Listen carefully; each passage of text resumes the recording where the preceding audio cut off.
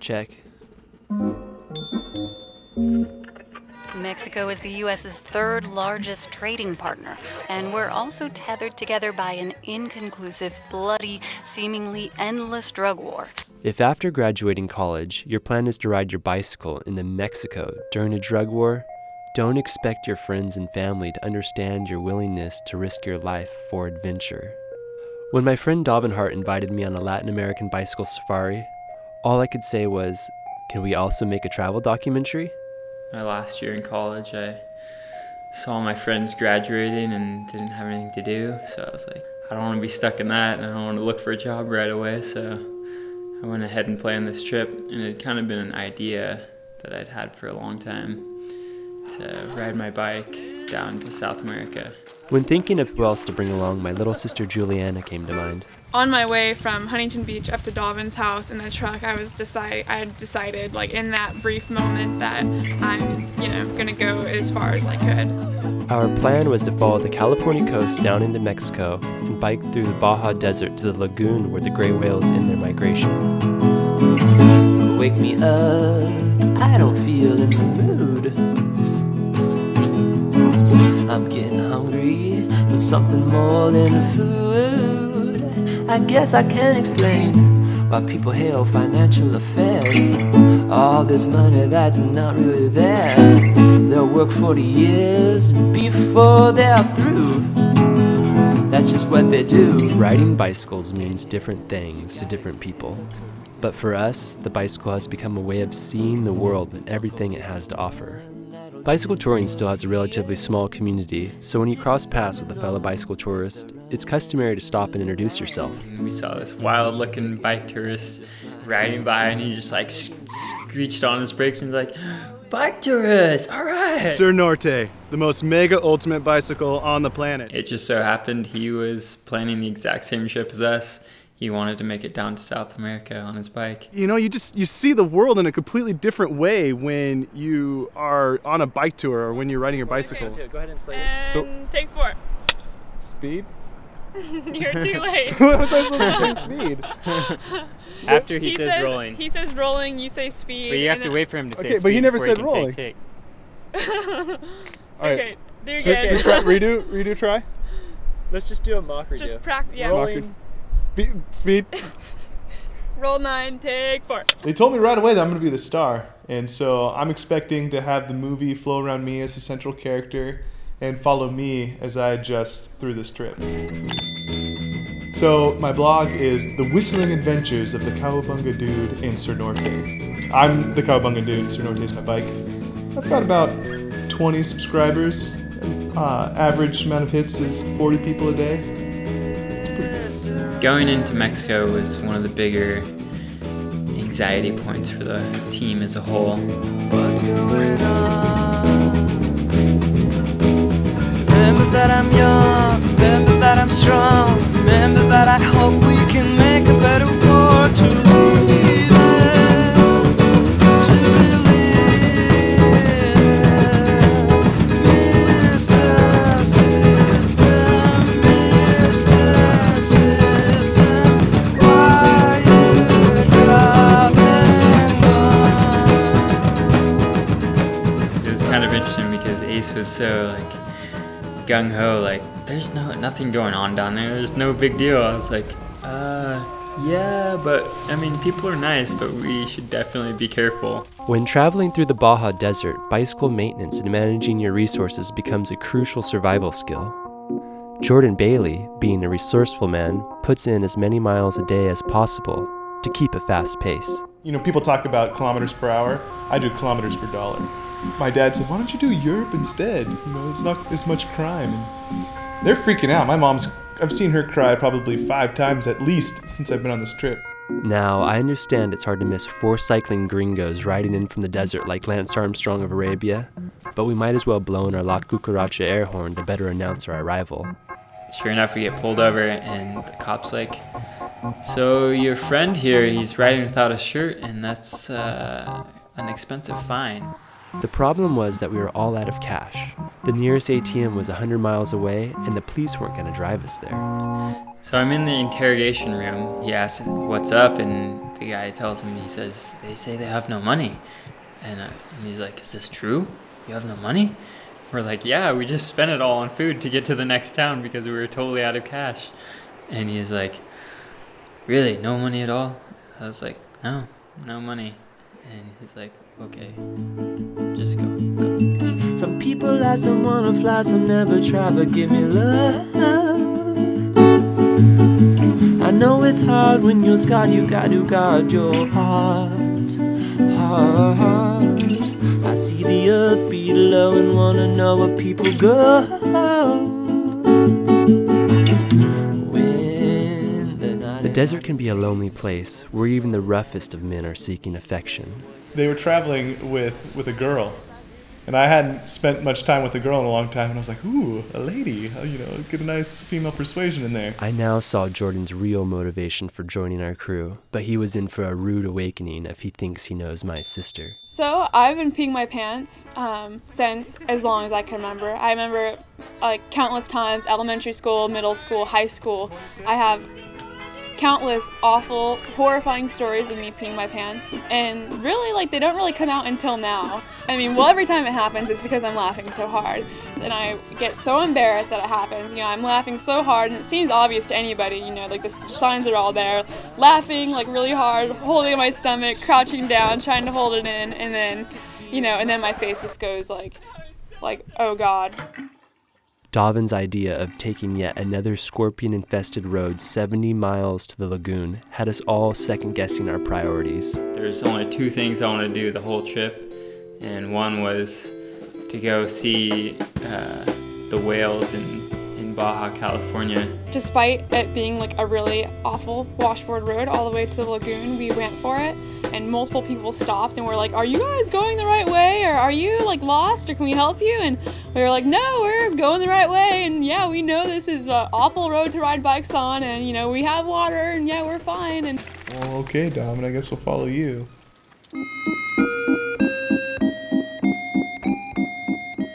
I don't think it's uncommon, but I think it's kind of embarrassing that, you know, I think a lot of people think when you ride, you have all this free time to ride, and, you know, you think of all these deep intellectual things and, you know, like all these plans, and surprisingly, a lot of time goes in, for me at least, on just like that very moment of like, okay, hill climb, 1, 2, 3, 4, 5, 6, 7, 8, 1, 2, 3, 4, 5, 6, 7, 8, and I do that a lot, and it seems to waste a lot of time, but it helps me get up the hills. So I think that's kind of embarrassing, because I feel like a lot of people think about, like, you know, how they can change the world and stuff, and I'm just sitting there counting in my own head. I remember in high school, all the missions from my church would come back home from their, you know, church building or school building, and they would always come back and saying how thankful they were for running toilets and for all this food and this and that. And I don't want to come back being thankful. I guess from them I've already learned to be thankful. What I want to come back from this trip is I want to come back knowing how to live and be happy with less. It's the children to come and their children that's going to make something of this country, you know. And number one, don't worry about saving the earth. It's been here, it will be here. Save the food chain, man. I think Ace has, I don't want to say completely lost his direction, but definitely lost a bulk of it. Like, he knows he's making a movie, and that's about it right now. I'm not really sure where the movie should go, because we've kind of lost confidence in Ace. He still hasn't really proved himself. Think how everything is now. Ba ba boom boom. Stardate unknown. Stardate unknown. I'm in the middle of the Baja desert. My crew has begun to mutiny. They've elected Jordan as the new director. I'm setting out on a journey to find myself. Who am I? Why don't I know who I am? If I only knew what my purpose was. Say, who is it? Who is it? Me. Me Ace. Who? Ace. Who's Ace? Me. By now, we had already biked through a 100-year storm, heavy wind, rain, and floods. We had crossed hundreds of miles of every terrain imaginable. And on top of that, we were chased by wild animals and slept in scorpion fields. The desert was trying to tell us something, to keep moving. So that's what I decided to do. Today we're going to be shooting a segment on how to safely navigate the roads when you've got crazy Mexican cars passing you full of road rage. Cars don't seem to understand how aggressive they are just by their very being when it comes to a bicycle.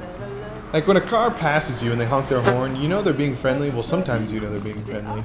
But it's such a terrifying sound to know that that thing's coming by so fast. And it jolts you. And I hate it. You know, I really hate it, especially when I'm riding my bike and there's a whole lane over here, there's no one ahead of us, and a car has to just, almost clip you. I don't think we should do it here. We really should do it with the cars. This is just a bad idea to have it here because no one's gonna see anything. Just give him a quick little lesson on what we're doing. Yeah, but if we are at the cars, I mean, it's gonna make so much more sense. We're wasting time, dude. Just No, do it but really quick. This is such a bad idea like this. When you're riding along the road and a car passes you too close, and it really gets you going, it's important that you maintain your cool. It's important to just keep your hands on your wheels, and I like to give a little bit of a nod to the car, just saying, hey, I recognize you, wish you wouldn't have done that. Hey, man. Man, unbelievable. Why don't you go over there, huh? You don't need the whole goddamn lane. Jesus, get on, God, man. What you are about to see is me demonstrating how to do a textbook example of keeping your cool when a car passes too closely. Not enough of you, man. Come on, what are you doing? Jordan, we built this thing. I don't care, man. You gotta go over there. God, what's your problem, huh? Jeez, get out of here. Go. Yeah, he lost my respect, definitely. I think it worked out pretty good though. Jordan! Get out of here, man. Right? Jordan! The truth is, the film wasn't working out.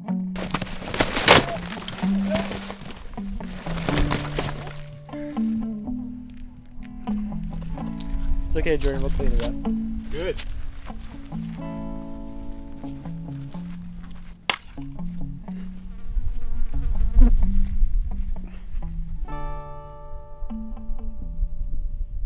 I think AC should start directing it again because clearly Jordan just can't do it. Like, I don't know what his style is, but it's not right. What happened next was nothing short of a miracle. We had biked all this way to see the whales, but we still didn't have enough cash to pay for the ponga.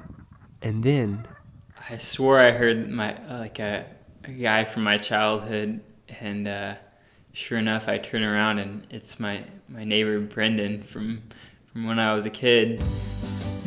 I know you. You're my childhood neighbor. And he's like, oh, Darwin, I can't believe you're out here. This is amazing. It's just out of this world. I can't believe you've come all this way on your bicycle. And he told us, he's like, no, I can't go out on the boat with you. I've been scoping out the area just to see it with my girlfriend, and she's not here now, so I've got to wait. But I've got to have extra cash, so if you'd like to go, I'd be willing to lend it to you.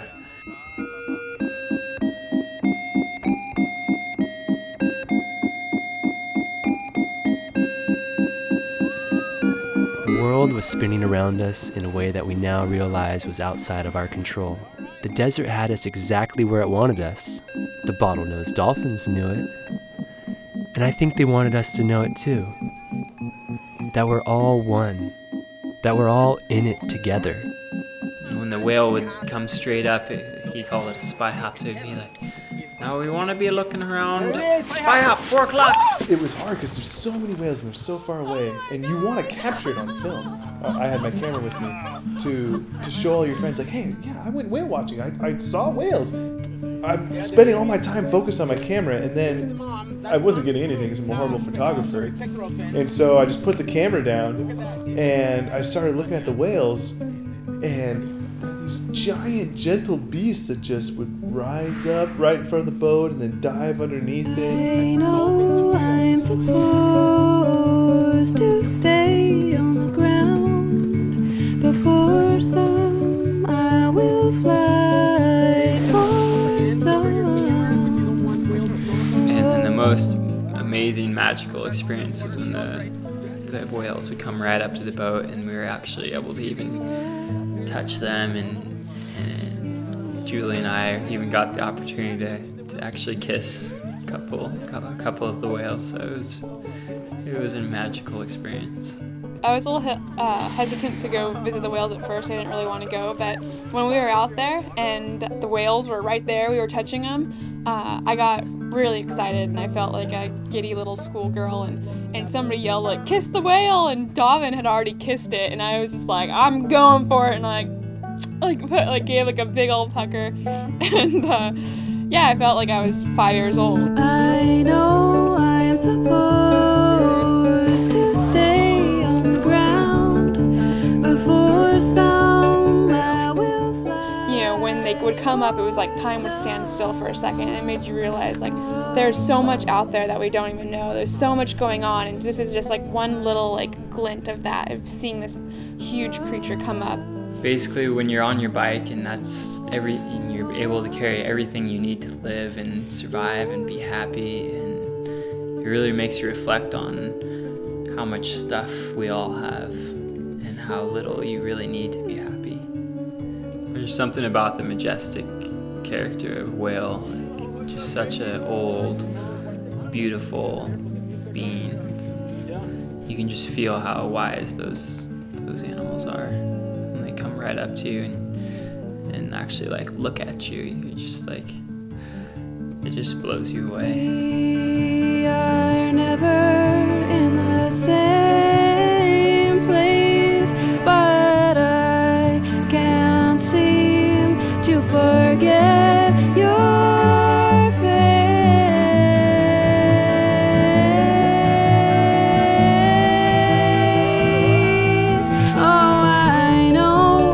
supposed to stay on the ground before some I will fly for some. Oh, you are one. No matter how hard the day has been, it feels good to look back and realize that the struggle was left some odd miles down the road.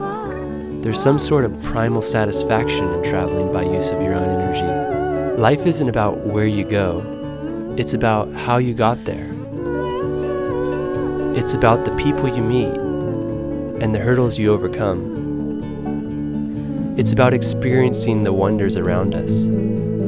As the saying goes, a ship is safe in harbor, but that's not what ships are for. The story could have gone 1,000 ways, but it was in each moment that we found our own.